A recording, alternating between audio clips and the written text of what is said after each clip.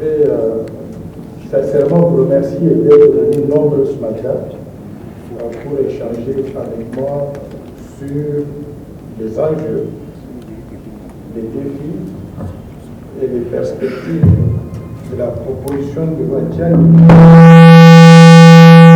des verrouillages de l'accès à la présidence de la République démocratique du Congo, mais aussi aux fonctions de souveraineté nationale de la nationalité congolaise. La position a été endossée par un député exceptionnel, honorable Sindi Kouloudou Servo Pichu. La proposition de loi est actuellement au niveau de l'Assemblée nationale.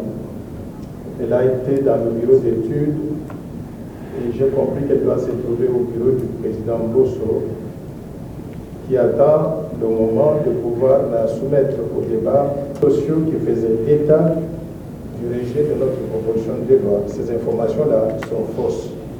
Elles sont fabriquées par des gens qui veulent distraire, qui ne veulent pas que la démocratie fonctionne et qui veulent empêcher le débat sur des questions importantes qui touchent à la vie de la nation. Donc, le bureau d'études de l'Assemblée nationale n'a pas le pouvoir de prendre une proposition de loi, de l'étudier et de la déclarer recevable ou irrecevable. Ils étudient, ils transmettent au bureau du président Bosso, Christophe Bosso. À ce niveau-là, ils décident de soumettre au débat au moment opportun. Et comme vous le savez, cette session parlementaire est connue comme étant la session budgétaire. Ça veut dire qu'il y a des priorités, parmi les priorités, en ce qui concerne les matières qui sont programmées pour débat au niveau de l'Assemblée nationale. Les priorités étaient lesquelles pendant cette session budgétaire. Il y avait la question de la mise en place du bureau de la CENI. Cela est une chose faite aujourd'hui. Pourquoi? Parce que nous avons tous suivi les péripéties au niveau de la désignation du président de la CENI, mais également des autres membres de la CENI. Ils ont été sélectionnés, ils ont été confirmés au niveau de la Cour constitutionnelle, ils ont été nommés, enfin, ils sont entrés en fonction. Le bureau est aujourd'hui fonctionnel, même s'il y a encore 3 postes, je pense, qui sont pour représentants de l'opposition, pour des raisons que vous connaissez, on n'a pas encore désigné ces représentants-là, mais j'espère que d'ici là, les choses vont se mettre donc en ligne. Chers compatriotes, mesdames et messieurs, voici bientôt 2 décennies que la République démocratique du Congo, notre pays, s'active et est un état de droit fonctionnel. Pour y arriver, il y a plusieurs défis à relever, notamment l'identification et le recensement de la population pour déterminer exactement qui est congolais et qui ne l'est pas, et combien de Congolais au total il y a sur l'étendue du territoire national, mais également à travers le monde. Ces défis touchent non seulement aux élections qui sont la meilleure méthode de conquête de pouvoir dans une démocratie, mais ils affectent également le développement du pays, dans la mesure où ils constituent la base de conception et de mise en œuvre d'une véritable vision de développement global et des politiques sectorielles du pays afin de réduire la pauvreté et améliorer le standard de vie de la population congolaise. Aujourd'hui, notre pays ne dispose pas d'informations dignes de foi sur sa population estimée tantôt à 80 millions d'habitants, tantôt à 105 millions d'habitants. Dieu seul sait combien sur les statistiques socio-démographiques congolaises effectuées par l'Institut national de la statistique pour la période 1995-2000 indiquent que les statistiques et indicateurs répertoriés sur la population sont dans l'ensemble soit d'une couverture administrative limitée, c'est-à-dire ne couvrant pas toutes les entités politico-administratives du pays, soit peu fiables, soit enfin obsolètes, à telle enseigne qu'il faut éviter purement et simplement de les utiliser pour préparer, organiser et gérer la planification du développement et des échéances électorales. Notre pays connaît une décennie d'importantes mutations socio-démographiques, comme conséquence à la fois des guerres successives. Depuis 1996, ayant causé les morts de près de 10 millions de nos compatriotes, d'après les statistiques des organisations non gouvernementales. Nous savons que ces mutations n'ont jamais fait l'objet d'une certification systématique. Mais du fait de ces mutations, la meilleure option de disposer d'indicateurs fiables n'est certes pas de recourir aux projections démographiques, mais plutôt d'organiser un comptage complet de la population qui renseignera sur le niveau actuel de la démographie en octroyant à chaque Congolais sa carte d'identité nationale. Aujourd'hui, c'est une mission impossible de prouver la nationalité congolaise d'un individu, ce qui occasionne l'entrée massive des étrangers qui deviennent congolais sans formalité administrative d'usage, en abandonnant purement et simplement leur nom d'origine et en optant pour des noms congolais pour tromper l'opinion publique. Au fil des années, ces étrangers ou leurs descendants infiltrent nos institutions, mettent en péril la souveraineté nationale et la stabilité du pays. Il se pose donc un problème de gouvernance politique dans notre pays. Chers compatriotes, mesdames et messieurs, traiter de la gouvernance politique, c'est aborder des questions liées aux antivaleurs, à l'éthique politique et leurs conséquences dans notre société et aussi sur le développement du pays. L'éthique apparaît comme un ensemble de règles écrites ou non écrites, inspirées par la morale pratique et qui doivent être respectées scrupuleusement dans la vie politique et dans la vie de tous les jours. La gouvernance politique est aujourd'hui un concept qui vaut jugement moral. Mais qu'est-ce que cela signifie réellement? À mon avis, la gouvernance signifie l'art et la manière de gouverner. La gouvernance politique doit être comprise donc comme étant l'ensemble des règles, des procédures, des pratiques qui affectent la façon dont les pouvoirs sont exercés à l'échelle nationale. En d'autres termes, il s'agit de la manière par laquelle le pouvoir est exercé dans la gestion des ressources économiques et sociales d'un pays au service du développement.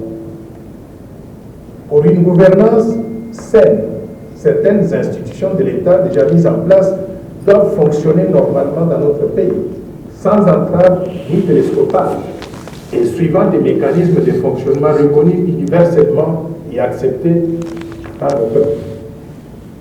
Ces institutions doivent veiller à l'exécution de la vision de développement du pays, en déterminant les priorités et les indicateurs de la bonne gouvernance. Nous pouvons citer certaines institutions qui peuvent garantir la bonne gouvernance dans notre pays. Quelles sont ces institutions? 1. Le président de la République.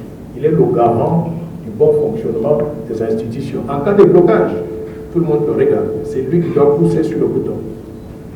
2. Il y a le pouvoir judiciaire. Il y a pour mandat de pouvoir exécuter les lois qui sont votées par la troisième institution qui s'avère être quoi? Le Parlement. Et dans notre cas, nous avons un Parlement à 2 chambres, l'Assemblée nationale et le Sénat.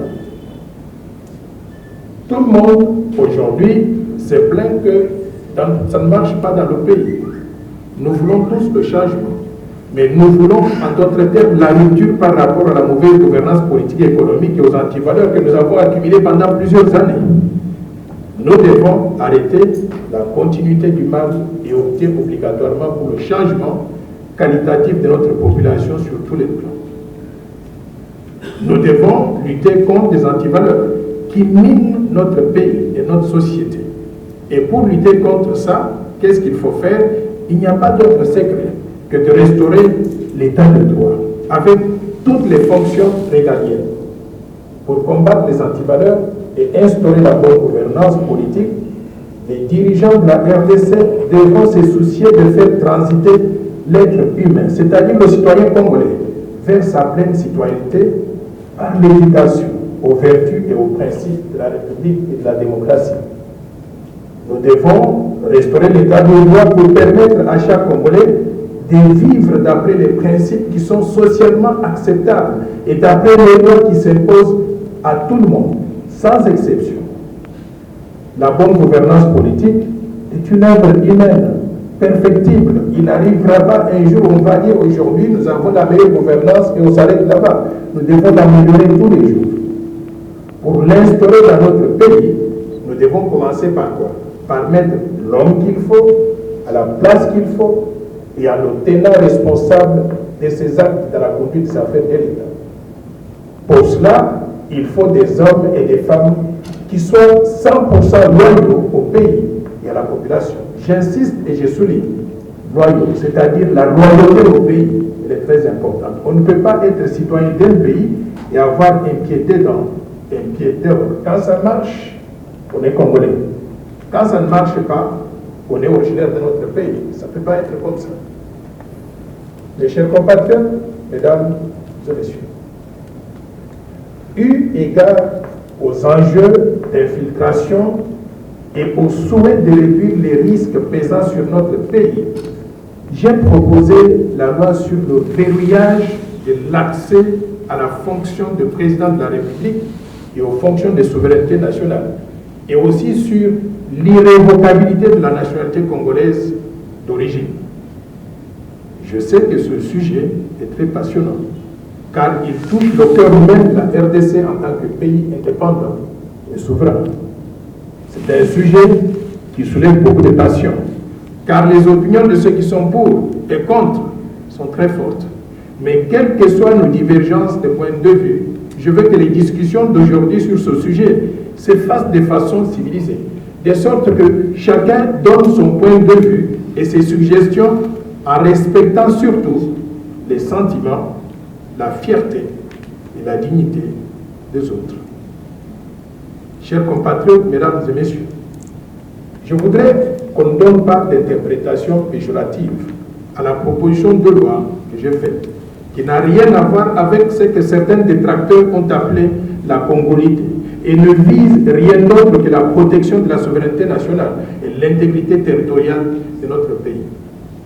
Nos détracteurs qui ont fabriqué le terme congolité, ils veulent invoquer les souvenirs malheureux de la Côte d'Ivoire, où certains leaders politiques refusaient la nationalité ivoirienne à 7 millions de personnes représentant 26% de la population ivoirienne au nord du pays, c'est-à-dire à la frontière avec le Burkina Faso, sous prétexte que ces gens-là étaient des Burkinabés.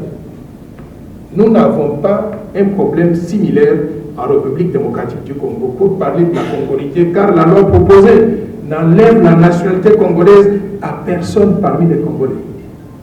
Bien au contraire, la loi que je propose va redonner la nationalité congolaise à plus de 10 millions de nos compatriotes, comme je vais le démontrer plus tard dans cette présentation. Mes chers compatriotes, mesdames et messieurs, moi qui vous parle, je suis 100% congolais.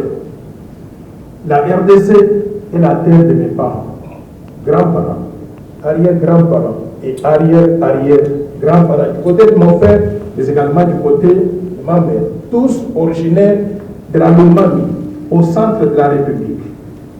La RDC a même payé pour mes études primaires, secondaires et universitaires. Je dois tout à ce pays, à notre pays, à mon pays. Et je dois à mon pays la loyauté. Parce qu'ils m'ont fabriqué pour que je devienne ce que je suis aujourd'hui.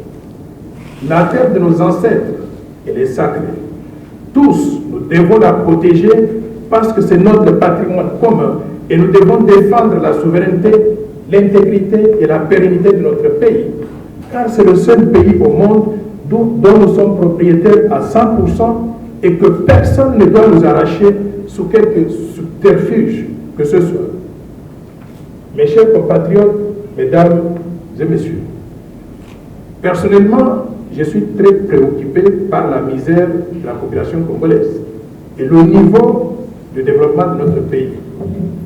C'est pour cela que je vous renouvelle encore ma proposition du plan Marshall de Noël Tchani pour la reconstruction et le développement de la RDC comme étant la vision globale du développement pour pacifier le pays, lutter contre les antivaleurs, promouvoir la bonne gouvernance, développer un système financier moderne et robuste, restructurer la Banque centrale du Congo à une véritable autorité monétaire et de régulation, et surtout doter notre pays d'une monnaie nationale crédible, une monnaie qui va faire la fierté du peuple congolais, en mettant fin à ce qu'on appelle la dollarisation, pour que tout le monde respecte la Constitution qui dit en son article 176 que le franc congolais est la seule monnaie utilisable sur l'étendue du territoire national.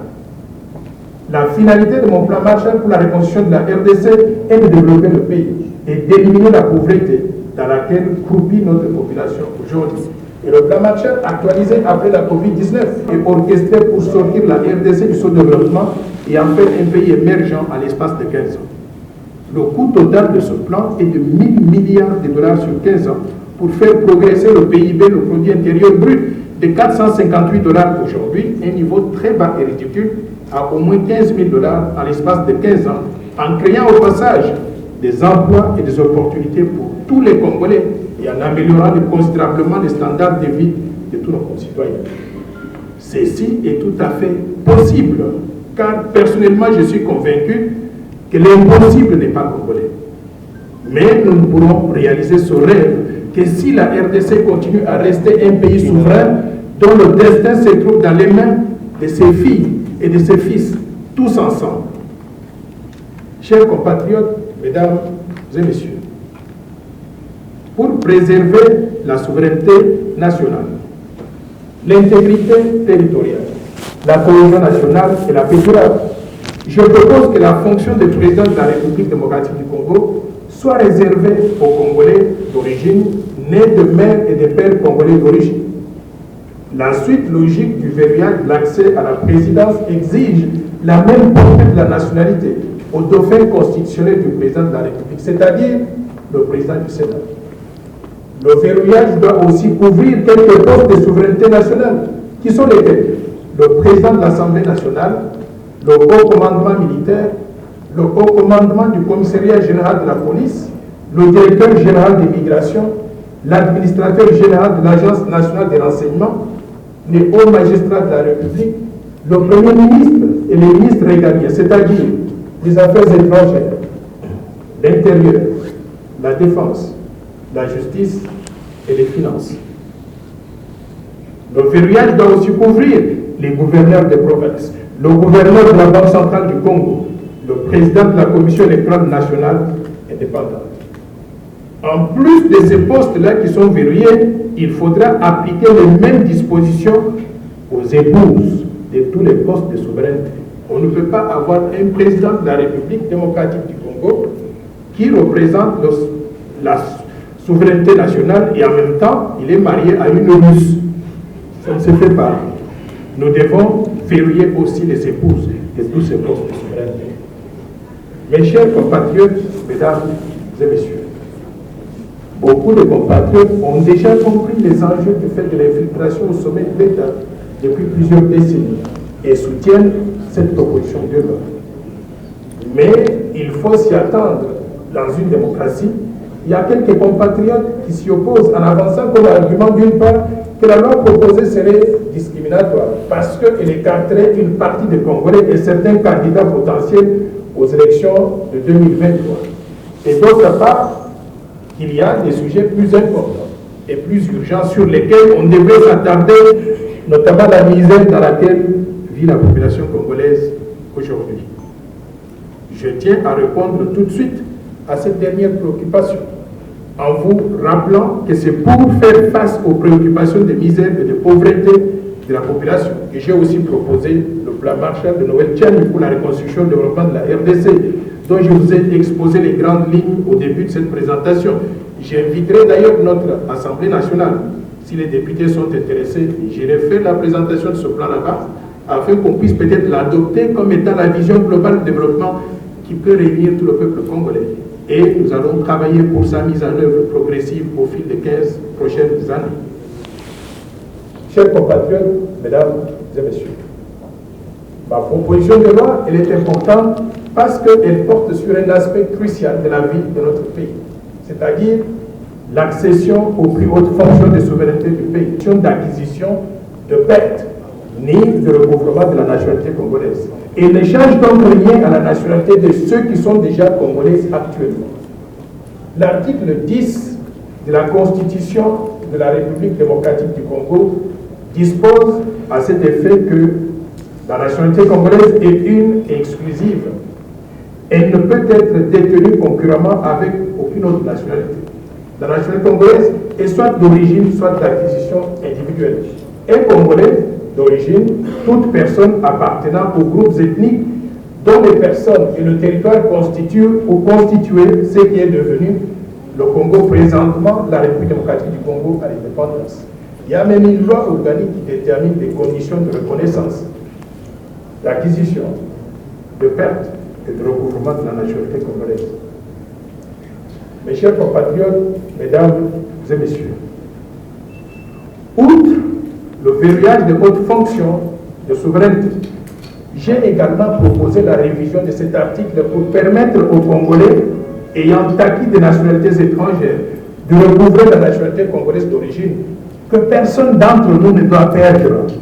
Nous sommes nés Congolais, nous vivons Congolais, nous mourrons Congolais et nous serons en territoire congolais.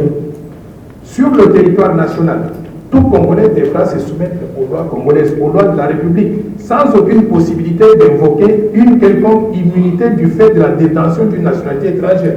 Vous débarquez sur le sol congolais, on ne reconnaît plus vos nationalités étrangères. Vous vous soumettez aux lois de la République. Au vu de l'histoire la plus récente du pays, il sera prudent d'exclure la double nationalité avec tous les pays voisins de la RDC et en particulier ceux qui ont eu des velléités d'occupation de la RDC. Donc le principe de l'irrévocabilité de la nationalité congolaise permettrait à 10 millions de nos compatriotes, essentiellement se trouvant dans la diaspora, environ 10% de la population congolaise, de recouvrer la nationalité congolaise d'origine qu'ils avaient perdue du fait de l'exclusivité de la nationalité contenue dans la Constitution dans sa forme actuelle. Je tiens à souligner que 10 millions de personnes, c'est beaucoup de gens. C'est beaucoup de gens. C'est comme la population combinée du Congo-Brazzaville, du Gabon, de la République centrafricaine et du Burundi. Et nous avons exclu ces gens-là en disant vous n'êtes plus Congolais. Et pourtant, vous savez quoi? Moi, je considère que quand on va à l'étranger et on arrive à acquérir une nationalité étrangère, moi je n'appelle pas ça nationalité, j'appelle ça des papiers. Ils ont obtenu des papiers pour être en mesure de travailler dans ces pays-là, nourrir leurs enfants, gagner un peu d'argent envoyé au pays. Ils sont au service du développement de la RDC. Ce sont des bons samaritains. Et nous disons, parce que vous êtes des bons samaritains, vous avez acquis ces papiers-là, on ne veut plus de vous, vous n'êtes plus Congolais. Changeons cela. D'autres pays dans le monde qui nous ont précédés, tels que le Sénégal, le Mali, la Côte d'Ivoire, que les pays d'Afrique du Nord, et ainsi de suite, ils ont déjà ce principe-là. Éliminons cette exclusivité contenue dans la constitution de la RDC. Redonnons la nationalité à ces 10 millions de vaillants Congolais pour que, chers compatriotes, mesdames et messieurs, depuis 1996, les armées du Rwanda, du Burundi et de l'Ouganda ont été rejointes sur le sol congolais par celles du Zimbabwe, de la Namibie, de l'Angola et de tous les pays du monde venus dans le cadre des opérations de maintien de la paix avec la MONUC et plus tard avec la MONUSCO jusqu'aujourd'hui. Ces milliers de soldats étrangers se sont accouplés avec les femmes congolaises, avec les hommes congolais, donnant naissance à des millions d'enfants qui sont tous congolais, d'après la constitution actuelle.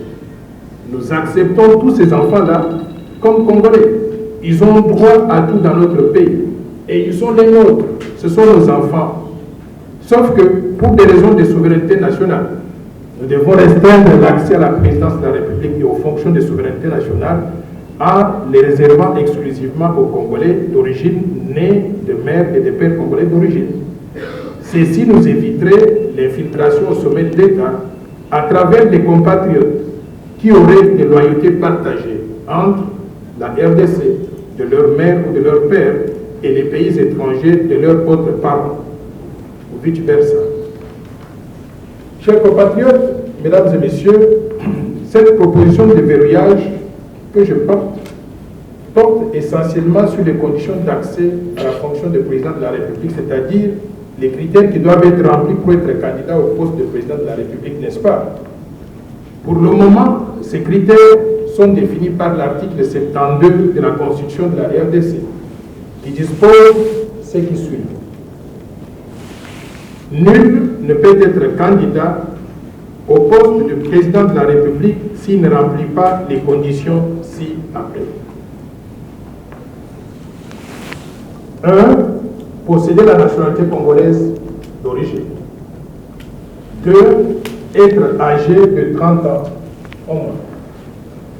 3. Jouir de la plénitude de ses droits civils et politiques. Et 4. Ne pas se trouver dans un des cas d'exclusion prévus par la loi électorale. Il convient de souligner que ma proposition de verrouillage vient apporter une condition supplémentaire, voire additionnelle, qui est de limiter l'accès à la présidence et aux fonctions de souveraineté aux Congolais d'origine, nés de mère et de père eux-mêmes Congolais d'origine. Il est important de relever que ce critère additionnel vise purement et simplement à protéger l'intérêt national, la souveraineté nationale, la fonction suprême qui est celle de président de la République, en évitant l'infiltration au sommet de l'État et en préservant quoi? La fierté d'être Congolais, d'être dirigé par un Congolais comme nous. Dans beaucoup de pays, il y a des dispositions qui protègent l'intérêt national et qui empêchent n'importe qui d'accéder à la magistrature suprême. De telles dispositions existent où? Dans d'autres pays tels que le Cameroun ici à côté, la Zambie, le Togo, le Burkina Faso, je dirais même la Turquie. Et aussi elles existent dans des grandes démocraties telles que les États-Unis d'Amérique, où n'importe quel Américain ne peut devenir président de la République des États-Unis. Aux USA donc, il faut être quoi? Il faut être né sur le sol américain, comme c'était le cas de qui? De Barack Obama, de Bill Clinton ou de John F. Kennedy. Par contre, toujours aux États-Unis, des gens comme l'ancien secrétaire d'État américain, Henry Kissinger, ou bien l'ancien secrétaire d'État Madeleine Albright, ou l'ancien gouverneur de l'État de Californie, Arnold Schwarzenegger. Il y a des millions de personnes dans cette catégorie-là, tout en étant tous pleinement des Américains. Ils ne peuvent pas prétendre à la fonction de président des États-Unis d'Amérique. Pourquoi? Parce qu'ils ne remplissent pas un des critères fondamentaux pour être président. C'est lui d'être né sur le sol américain. Donc que personne ne nous dise que à ça, nous voulons inventer quelque chose qui n'existe pas ailleurs. Ça existe ailleurs et nous avons appris cela en vivant chez eux dans ces grandes démocraties-là. S'ils ont fait ça pour protéger leur pays, nous allons faire la même chose pour protéger notre pays aussi. Je tiens à préciser que ma proposition de loi est personnelle. Elle ne vise aucun individu, étant donné qu'à ce jour-là, personne n'a d'ailleurs déclaré sa candidature à la présidence de la République lors des élections de 2023. Même si toute loi est discriminatoire par nature, cette proposition de loi que nous faisons n'est pas plus discriminatoire que toutes les autres lois similaires dans d'autres pays. Pourquoi? Parce que partout au monde, il y a des critères d'éligibilité à de hautes fonctions dans un pays.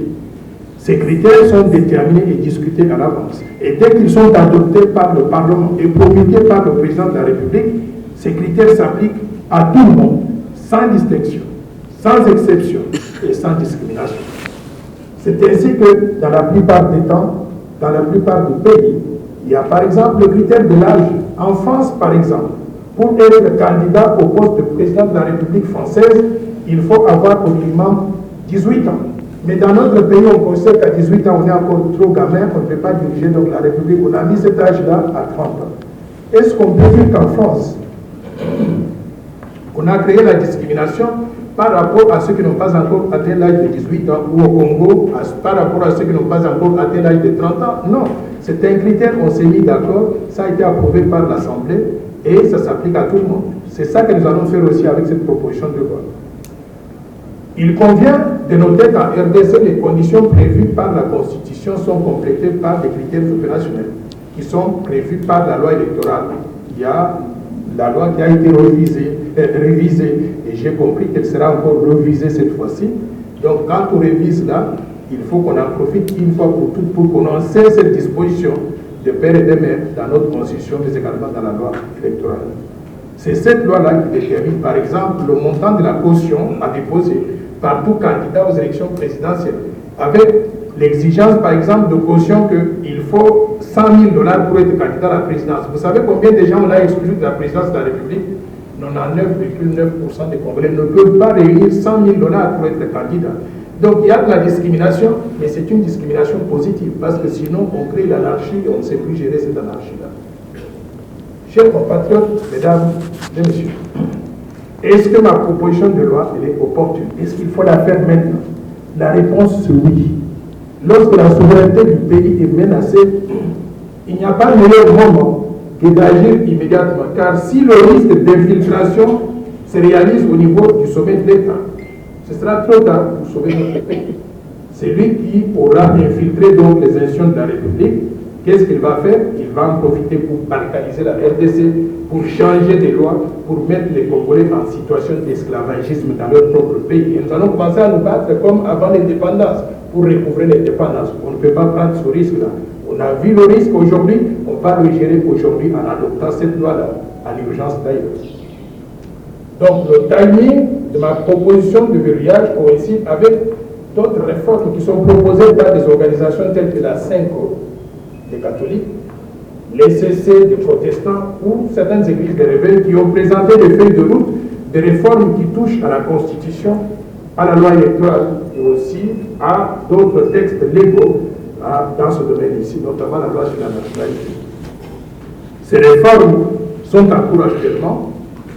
Dans la foulée, il est donc opportun d'examiner la proposition de loi de verrouillage que je porte afin d'opérer les révisions nécessaires à la CENI, à la loi électorale, à la Constitution, une fois pour toutes, afin de baliser le terrain pour les élections apaisées en 2023 et au-delà de cela.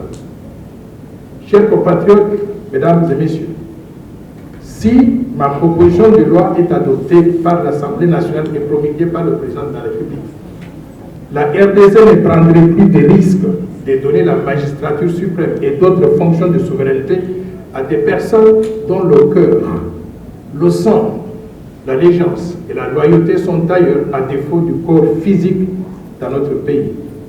En démocratie, c'est la majorité qui gouverne. Les Congolais nés de mères et de pères congolais d'origine étant les plus nombreux, il est tout à fait normal et logique qu'ils aient l'exclusivité de la présidence du pays et les autres fonctions très sensibles pour des raisons de souveraineté nationale et de fierté nationale. Mesdames et messieurs, je voudrais souligner un aspect.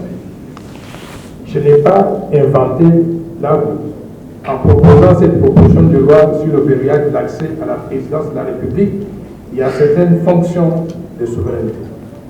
Autrefois, ce verrouillage a existé dans notre pays à travers la loi numéro 84/001 du 20 janvier 1984 portant organisation de l'élection du président du mouvement populaire de la Révolution, président de la République du Zaïre, qui disposait à l'article 7 d'être né de mère et de père zaïrois pour être candidat à la présidence du mouvement populaire de la Révolution et président de la République du Zaïre.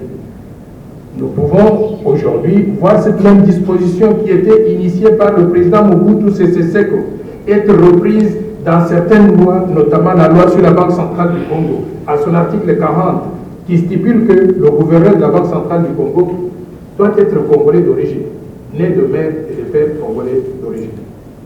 Le maréchal Mobutu Sese Seko Kukume Ouazabanga, quelles que soient ses erreurs de gouvernance, il est unanimement reconnu par tous les Congolais, et même à travers nous, comme celui qui a su sauvegarder l'unité nationale, l'intégrité territoriale et la souveraineté nationale. À tout seigneur, tout honneur. De tous les 5 présidents de la RDC de 1960 jusqu'à aujourd'hui, tous ceux qui sont ou qui étaient des pères et des mères ont commis des erreurs de gouvernance, ayant ruiné le pays sur le plan du développement économique et social. Nous reconnaissons cela. Mais ils ont tous le mérite de nous avoir légué un pays de 2 342 000 km², uni, indivisible.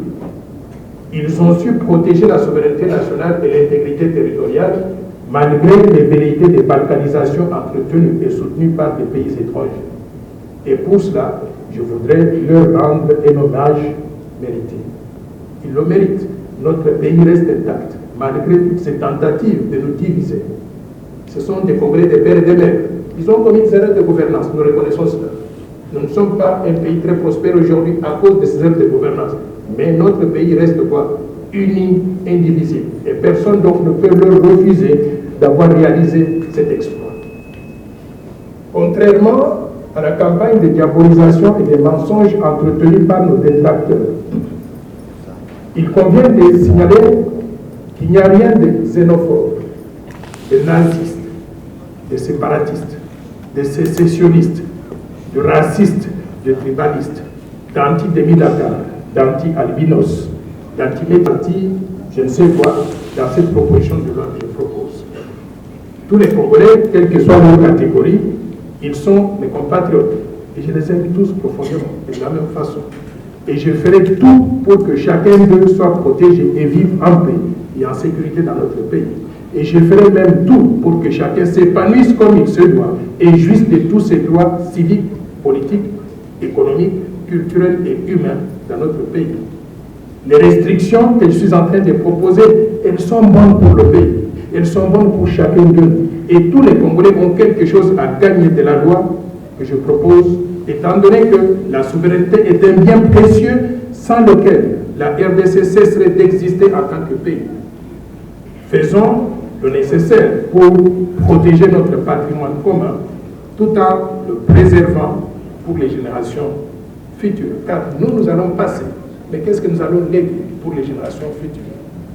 Mes chers compatriotes, mesdames et messieurs, pour terminer, les Congolais sont en droit de rêver d'un Congo meilleur par rapport à celui que nous avons aujourd'hui. Nous avons le droit de rêver du bonheur dans notre propre pays, à l'instar d'autres peuples du monde comme les Américains, les Français, les Japonais, les Chinois et les Sud-Africains. Nous sommes à même de changer notre destin commun et de vivre mieux dans ce Congo qui a tant fait pour nous tous et nous a tout donné. Mon rêve à moi est celui de chaque Congolais et de tous les Congolais. Le rêve consiste pour un Congolais à ne pas émigrer à l'étranger, à rester chez lui au pays, à y vivre en paix, en sécurité et en toute tranquillité, car nul n'est mieux ailleurs que chez soi.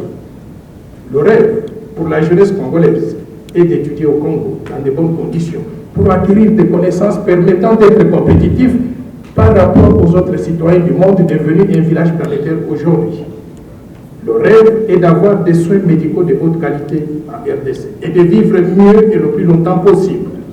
Le rêve congolais est de trouver du travail bien rémunéré en RDC après avoir terminé ses études et de s'acheter une maison et une voiture avec son salaire gagné à la sueur de son front.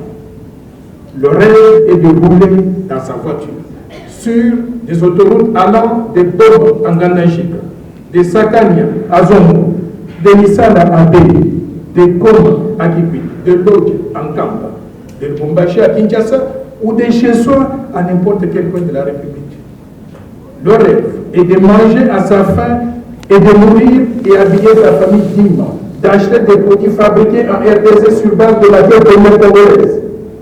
Le rêve est de restaurer l'intégrité territoriale, l'état de droit et la justice de manière à vivre en toute sécurité n'importe où dans le pays, sous la protection d'une police, d'une armée et des services de sécurité dans lesquels les citoyens ont confiance. Le rêve est que la RDC cesse d'être la république de fils et de filles à papa, où l'ascension sociale s'est faite sans mérite et de façon héréditaire. Le rêve est que notre pays redevienne la République démocratique du Congo, où la promotion sociale est basée sur la méritocratie et où tout le monde a une chance égale de s'épanouir dans la société. Et finalement, le rêve congolais est que la RDC retrouve sa dignité, sa respectabilité et ses lettres de noblesse. Notre rêve commun en tant que Congolais est de créer au cœur de l'Afrique un pays plus stable, plus prospère et plus équitable, plus beau et plus fort qu'avant. Mais même avec la bonne volonté du monde, personne d'entre nous, Congolais, ne peut réaliser seul ce rêve congolais. Nous ne pourrons réaliser le rêve congolais qu'en nous mettant et en travaillant ensemble comme citoyens d'un pays indépendant et souverain, dirigé par l'un d'entre nous, car l'union fait la force et crée des synergies. C'est pour réaliser ce rêve congolais avec la participation de tous les Congolais et de toutes les Congolaises que je vous demande de soutenir la proposition de loi Tchani en verrouillant l'accès à la présidence de la République et aux fonctions de souveraineté nationale et en adoptant le principe de l'irrévocabilité de la nationalité congolaise d'origine qui redonnerait la nationalité congolaise à tous les compatriotes qui l'ont perdu.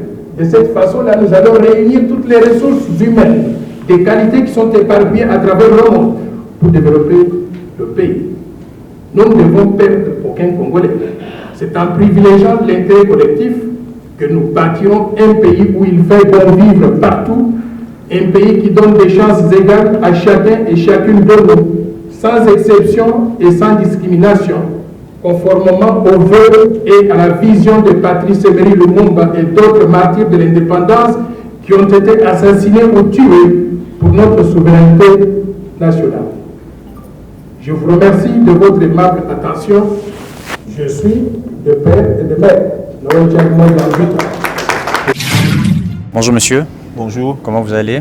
Oui, je vais bien. Nous venons d'assister à la conférence de presse organisée par le professeur Dr Noël Tchani. Quelle est votre impression par rapport à tout ce qu'il a évoqué sur la loi du verrouillage de fonction de souveraineté, sur certaines choses faites de l'actualité politique de la République démocratique du Congo, Congo Hold Up. Il a parlé de la question également de la CENI. Il a parlé de la sécurité au niveau de l'Est de la République. Quelles sont vos impressions par rapport à tout ce que le Dr Noël Tchani venait d'évoquer? Merci pour la question. Je trouve que c'était une conférence très enrichissante, très éducative, très instructive en même moment. Et l'importance de la conférence, ça doit concerner tout le Congolais. Parce que notre pays est attaqué dans tout le sens. Et avoir un pays sécurisé, et surtout sécuriser le poste comme la présidence de la République, a une importance très capitale. Et je trouve que ces propos, il y a ces détracteurs essayent de ne pas mettre ces propos sur la place qu'il fallait. Maître Dr Tchani s'est bien exprimé, il a bien expliqué le pourquoi, l'importance de cette proposition de loi. Et j'en appelle à tout le Congolais d'encourager cette proposition de loi. Si nous voulons que notre pays et surtout le poste de la présidence de la République soit verrouillé et certains postes régaliens, certains postes clés de la République démocratique du Congo, je trouve que les Congolais doivent s'en saisir, prendre le devant et encourager cette proposition de loi. Et par rapport à diverses interventions, à ce qui se passe dans la République démocratique du Congo, il a bien dit, il attend à ce que le président de la République actuelle puisse passer et lui il aura son temps pour poser la candidature peut-être en 2028 par rapport au hold-up. Il a bien signifié ce qui se passe au Congo ne pouvait pas se passer ailleurs et la majorité des gens qui le font ont la nationalité douteuse à l'instar du soi-disant DG ou je ne sais pas directeur de cette banque, de cette fameuse banque. Bank, ouais. Voilà, il n'est pas de nôtre, il n'est pas congolais. Il a été soi-disant naturalisé, on lui a donné la nationalité congolaise comme ça, par sur quoi, et tout le monde sait qu'il n'est pas congolais. Donc voilà. Donc moi je trouve que les conférences pareilles devraient regrouper beaucoup de Congolais pour vraiment essayer de voir dans quelle mesure de possible nous, étant Congolais, pouvons aider notre pays à se verrouiller et à verrouiller le poste clé de la République. Ne craignez-vous pas que lors de débats au niveau de l'Assemblée nationale, que les députés se donnent des coups et que par après le président Bosso soit traité d'un voyou, d'un délinquant ou d'un ridicule comme l'a fait Delis Esanga lors de débats sur la loi de finances? Bon, le coup, on ne peut pas les éviter quand, dans une atmosphère comme celui de la République démocratique du Congo. Donc, ça se passe, et ailleurs aussi ça peut se faire, et on peut s'attendre à tout par rapport à la République démocratique du Congo. Moi je dis, la loi doit être débattue. Si ça passe, oui, si ça ne passe pas, comme Dr Tchani l'a dit, il va s'incliner. Mais on ne peut pas empêcher que cette loi ne soit pas débattue dans l'Assemblée nationale. Voilà. Moïse Katumbi tient à tout prix être président de la République. Ne pensez-vous pas que cela créerait des problèmes, les lobbying qu'il met en place? Si vous voulez ma propre opinion, il ne peut pas être président de la République par rapport à cette loi. Moi, je soutiens la loi Tchani à 100%. Il peut aller créer de lobbying à 100% à l'extérieur, chez les Américains, chez les Belges, chez les Français, chez les Israéliens. Ça ne dira rien et ça ne fera rien. Nous, on est Congolais, on va prendre soin de notre pays. Et en prenant soin de notre pays, nous devons verrouiller le poste clé. Et l'un des postes clés à verrouiller, le premier poste clé à verrouiller, c'est la présidence de la République. Qu'il fasse son lobby, que Dieu lui bénisse, qu'il fasse son lobby, peu importe, nous allons verrouiller ce poste-là. Merci. Merci.